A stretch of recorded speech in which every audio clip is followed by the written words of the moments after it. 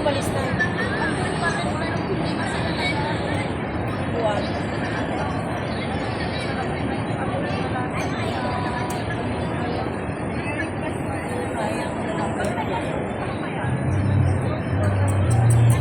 Sakit nila kasi yun. Sakit nila. Bakit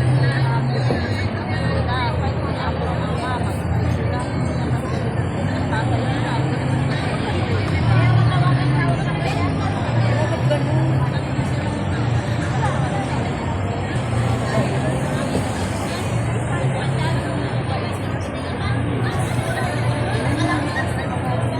Alam mo, may ano yan, may ano sa mga anak nila, may hindi naman sa mga anak nila, sa anak nila. Sa anak niya mag-anak-anak.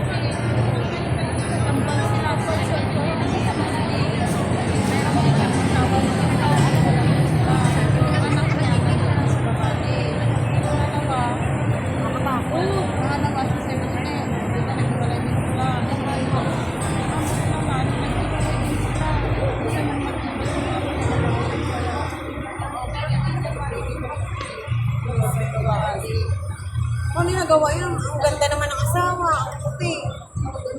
Ang bait, di ba? Anong layo ko?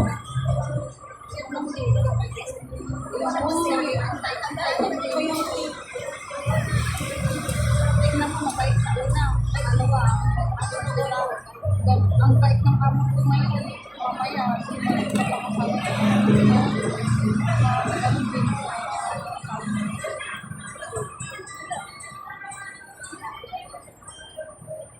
Pero nung nag-arbor, balik na nag-tuwang po tayo sa mga bansa, ang magkasama yung asawa ko. Sino yung kasama? Babae lang. Mabait yung pamilya ng babae.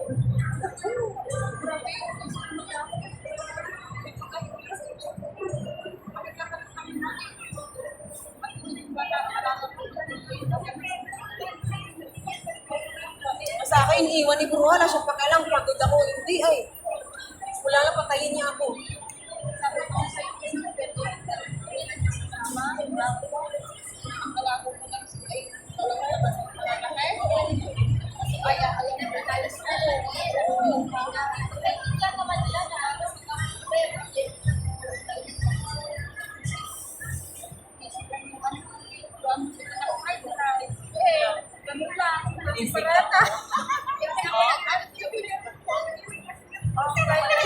Tapos sabi pa ni Bro, yung nagsundo ka sa kanya, babae, yung anak ko sa yung babae. Parang nagpapabili ko ng pesos ako sa Bro na pumuli sa katabi niya. Pabili ka ng make-up. hindi nga, hindi sila, tayo naman nila yung kampo. Business? Ayaw nila yung kampo. Kasi nga, sa kanya sila. Silo siya.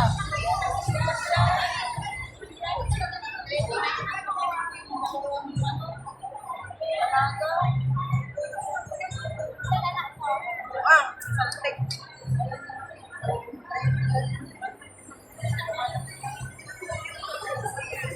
Hindi yan matanggap basta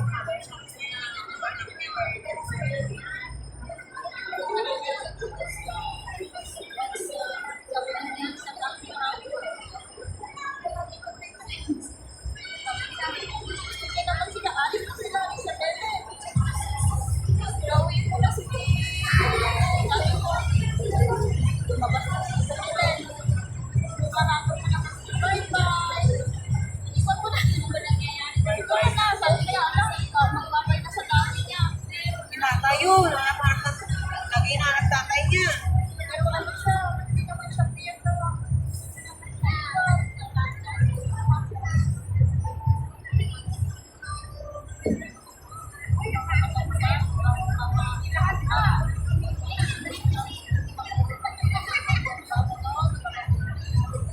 Pag ganyan, pag nagunti nga ako, isa na ako papasok. Kasi sir, ay naku may, kung alam mo lang. Di ba ay parang disaster. Minsan, no, pag kailangan ako, di ko alam kung ay kung may pagsasaw. Wala siyang pakialam. Ay, naku.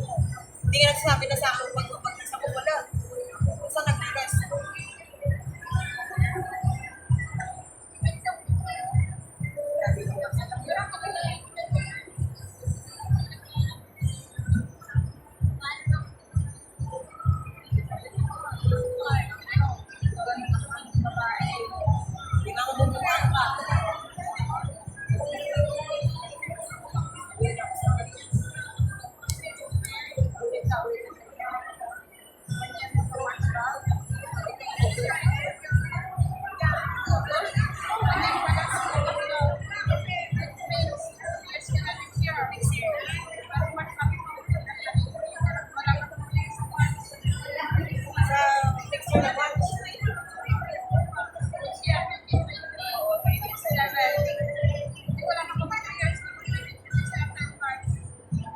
Itong August, kung 1 year na.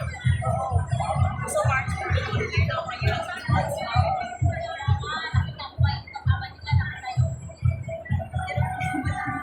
Ito ang alaga niya. Sa akin, apat. Dapat sa'yo. Sa kanya, mas maliliit. Ang hirap yun. Oo, hirap yun. 7, 3 years old, tsaka 2 years old. At yung babae, hindi niya pa. Mga sa akin, ganun din. Hindi niya pa tinutulungan ng alaga. Wala kang pagkala. Dapat ano yun, kasama siya. Parang, paano na kung nasasali ka na? Wala sa niliwan ko, sabi ko parang sapat. Ngayon lang ang tawag, pinag-ino na yan. Iiti! Yung alaga na naman, yung alaga ko man isa ha. Ayaw niya. Ayaw niya ako. Yung babae, minsan tinidala ko sa dalawa tayo, umuyin ko tayo. Yung alaga ko, ayaw niya ako papuntahin sa sian, kumain. Gusto niya, nandun lang ako sa gabi niya. Sanay kasi. Oo, Diyos ko. Kapag nasiyara mo, kuhanin na yung steak. Oo, ano yung pintuan, di ba? Ganyan mga bata. Hirap ko sa mga bata dito. Masakit ang tiyan ng auntie mo. Tumatay. Hirap kayo din na maalis sa iyo. Minsan ka na alaga. Ang hirap sa mga bata, kung yung school ng mga nanay. Kaya, ano ba? School nila. Hindi mo talaga maano, hindi mo talaga mabigyan ka nila. Hyper nila. Hyper nila, babastos pa. Bastos pa. Pati yung mga nanay nila, bastos din. Hindi nga nila respeto ka kulang tayo pa kaya. Oo, tama yan. Pero talaga niya pinalong ka. Siyempre, anak ko. Sabi ko. Sila ka pa pag-alaga ng ganito. Nawasin ko to. Yung mga anak ko sa dati, hindi ganyan. Yung mga anak ko sa dati, hindi ganyan. Kahit yung ina niya, ginagamit niya. Ba't yan? Sabi ko. Ba't kaya pa ayaw nila. Takot kasi, Kaya lang nila, no? takot kasi sila. Takot. Ayaw pinag-galit.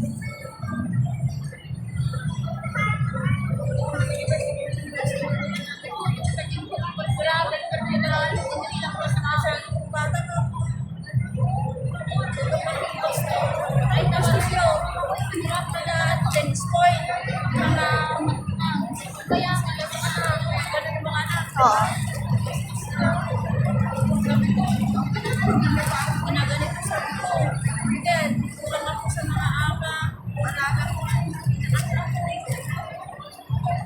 Ako, ang dami kong naranasan sa alaga ko. Marami akong naranasan, lalo na sa amo kong babae. Grabe din ko.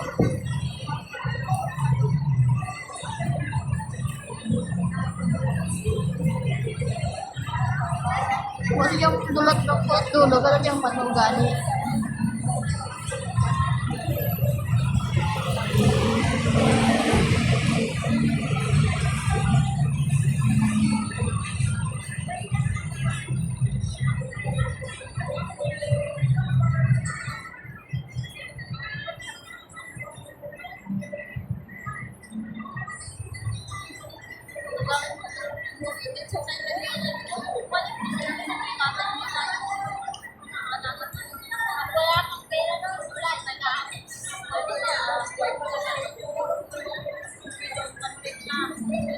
Saan sila sa Thailand?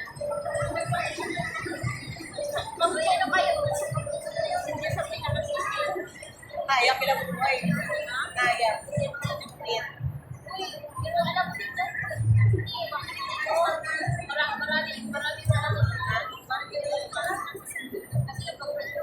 Sila maganda sa Thailand.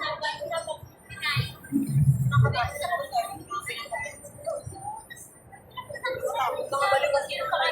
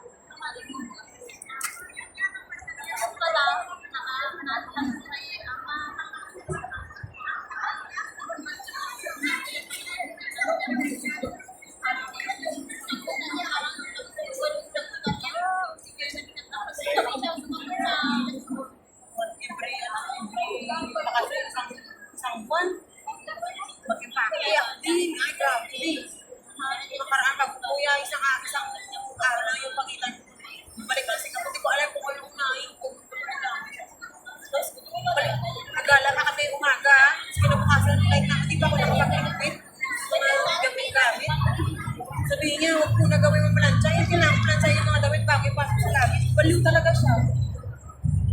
Ginawa ko nung yan, hindi ko na plancha pangalan.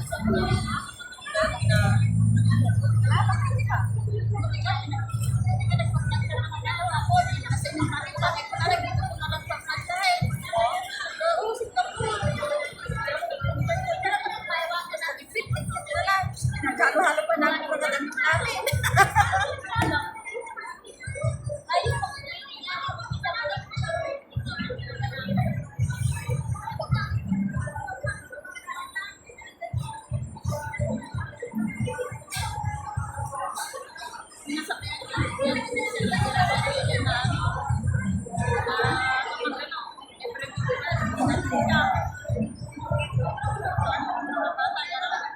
Hindi naman. Gusto ni Pura may tutor. Gusto yung kukuha siya ng tutor, magbayad si Sir.